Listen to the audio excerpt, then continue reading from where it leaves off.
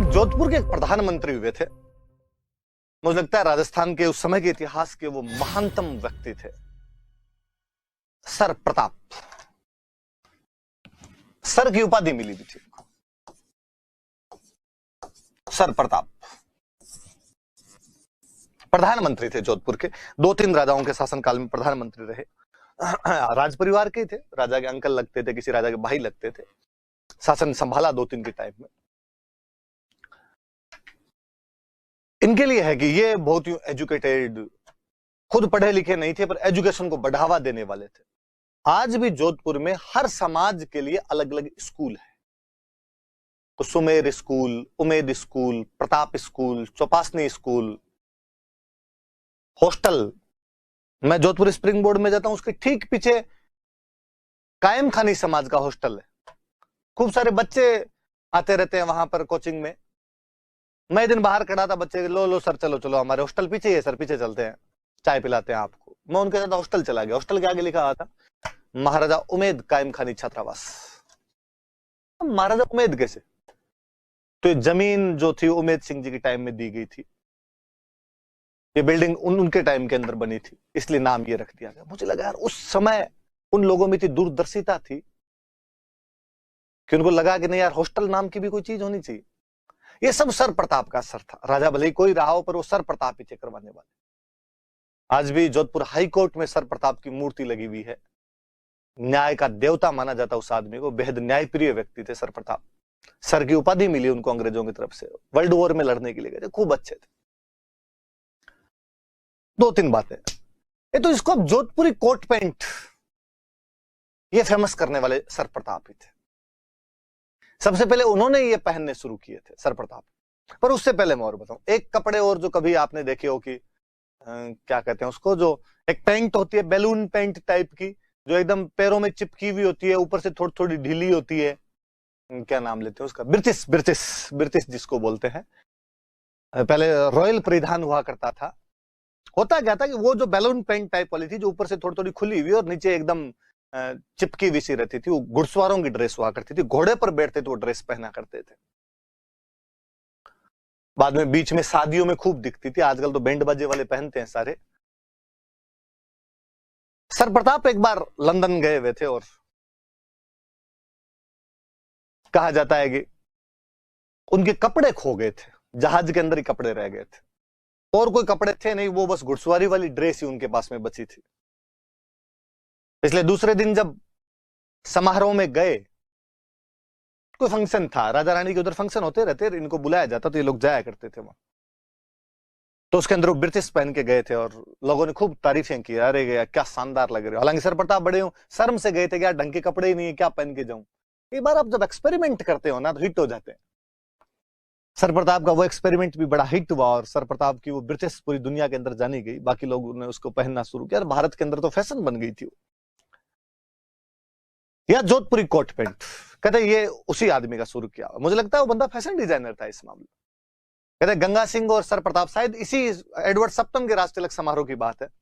बीकानेर महाराजा गंगा सिंह और सर प्रताप दोनों जोधपुरी coat pant पहन के राज तिलक समारोह में भाग लेने के लिए गए थे। उस समय लोग देखने के लिए आए थे कि यार किन्हीं 2 पुरुषों की ड्रेस बहुत अच्छी है। दुनिया में अक्सर ये माना जाता था कि ये कपड़ों का फैशन महिलाओं का होता है, पुरुष का इससे क्या कामकाज। महिलाओं को सजना संवरना, कपड़े पहनना, ये सब उनका है। पहली बार लोगों ने देखा था कि पुरुषों पे भी कपड़े फबते हैं और पुरुष भी उनमें अच्छे लगते हैं और सजते हैं। गवर्नमेंट ऑफ लंदन ने, ब्रिटिश सरकार ने गंगा सिंह और सर प्रताप का जोधपुरी कोट पैंट में एक फोटो खिंचवाया था और ब्रिटिश गवर्नमेंट ने उस फोटो को डाक टिकट पे लगाया था, पोस्टल स्टैंप जारी किया था। यार इतनी अच्छी ड्रेस है, इसका तो पोस्टल स्टैंप जारी होना ही चाहिए। तो एक दो फैशन डिजाइनिंग वाली सर प्रताप की बात मुझे इस राज तिलक समारोह से याद आई। फिर उनके 2-4 किस्से हैं। एक तो अंग्रेजी उनकी मेरी तरह बहुत कमजोर थी, ज्यादा अच्छी अंग्रेजी नहीं बोल पाते थे। एक बार कोई एक अंग्रेज महिला आई हुई थी, उसको जोधपुर घुमाने के लिए निकले। पैदल पैदल पैदल पैदल जा रहे थे। रास्ते में कहीं बरसात हो रही, थोड़ा पानी बिखरा हुआ था। ये नहीं पता कि सड़क पे ही पानी इकट्ठा हो रखा है या खड्डा वड्डा है उसके अंदर पानी है। तो सर प्रताप ने उन लेडी को कहा कि आप रुकिए, मैं पानी में जाके देखता हूं, यदि थोड़ा थोड़ा पानी हुआ तो अपने इसको क्रॉस कर लेंगे, पानी ज्यादा हुआ तो हम दूसरे रास्ते से चलेंगे। सर प्रताप उतरे पानी में, पानी घुटनों तक पानी आ रखा था। तो भाई ने तो पैंट फोल्ड की, उतर गया उसके अंदर। अब उस लेडी को कैसे समझाए कि पानी कितना है? अंग्रेजी बोल के बता नहीं, भूल गए सेंटेंस मेरी तरह फ्रेमिंग करना कि क्या बोलना है। तो कहा देयर इज गोडा गोडा वाटर, यहां गोडों गोडों तक पानी आ रखा है। तो अंग्रेजी थोड़ी उस प्रकार की हुआ करती थी। क्या कहते हैं, कोई अंग्रेज रेजिडेंट था, उसको कुत्तों की लड़ाई देखने का बहुत शौक था। क्या दिन उसने सर प्रताप गया, सर प्रताप तुम्हारे पास भी कुत्ते हैं क्या? उसने कहा हाँ। तो कल तुम्हारा कुत्ता लाना, मेरा कुत्ता लड़ाई करवा के देखेंगे। दूसरे दिन उसके पास गए, कुत्ते को बाहर खड़ा किया, अंदर गए। अब भूल गए कि इसको कैसे बोले अंग्रेजी में। उसने पूछा हाँ, तो कहा यू डॉग मतलब तुम्हारा कुत्ता, मी डॉग मतलब मेरा कुत्ता, फाइटिंग फाइटिंग। उसने कहा वाह भली बात है, अब यू ही डॉग है और मी डॉग है, जो तो अपने ही लड़ लेते हैं आपस में, और तो क्या ही करे। उनका एक और अच्छा सा किस्सा जो मुझे याद आता है कि एक बार कोई ब्रिटेन की रानी के किसी फंक्शन में, शायद बर्थडे था रानी का, उस बर्थडे के अंदर गए हुए थे। अपने राजस्थान में ये त्योहार धोखते नहीं है भाई, बर्थडे अपने जानते ही नहीं। और जाने क्या, अपने बर्थडे पता भी तो नहीं होते कब आता है। मम्मी को पूछ लें कि बर्थडे कब आता है, तो मम्मी अभी भी वैसे बताती है, कहा अपने गोरती गा ब्याई ने 20 साल तू हो। कब गोरती गा ब्याई थी, कब मैं हुआ था, जकी साल आपने चीना होया 20 साल तू हो। चने कोई 5-7 साल में एक बार होते हैं यार, एग्जैक्टली सन किसको याद रहे। तो इसलिए अपने ज्यादातर की तो जो बर्थ डेट है तो 1 जुलाई से 10 जुलाई के बीच मिलती है। स्कूल गए, मार साहब का नाम लिखो, साटा बर्रो कितना वर्रो हुए, 5 वर्रो है। मार साहब वो 1 जुलाई से 10 जुलाई के बीच में नामांकन चल रहे होते हैं, उससे 5 साल पीछे ले जाके लिख देते हैं 6 जुलाई 2015। अपने जन्म तिथियां वैसी है, तो अपने यहाँ बर्थडे मनाना ये कोई जानता ही नहीं था। पर बुलाया तो भाई चले गए यहाँ से सर प्रताप। वहां तमाम राजा आए हुए, ब्रिटेन की रानी का बर्थडे, पूरी दुनिया इकट्ठी हो रखी है, दुनिया के बड़े बड़े राजा आ रखे, सब महाद्वीपों पर अंग्रेजों का कब्जा, सबके पास में गिफ्ट। सर प्रताप खाली, सर प्रताप को यह भी नहीं पता था ये भी देना होता है। सर प्रताप ने किसी से पूछा इस चिलकने कागज में क्या है? उन्होंने देख कागज, तू नहीं लाया क्या? उनको मांगते केवल खाना खाने ही आ गया, ये गिफ्ट होता है, गिफ्ट देना होता है। तो यार हमारे मनाते नहीं है त्योहार, हमें क्या पता क्या देना होता है क्या नहीं देना होता। दिवाली मनाते हैं, हम बता देते हैं दिवाली पे क्या क्या होता है। उनका अब तेरी बेइज्जती हो जाएगी।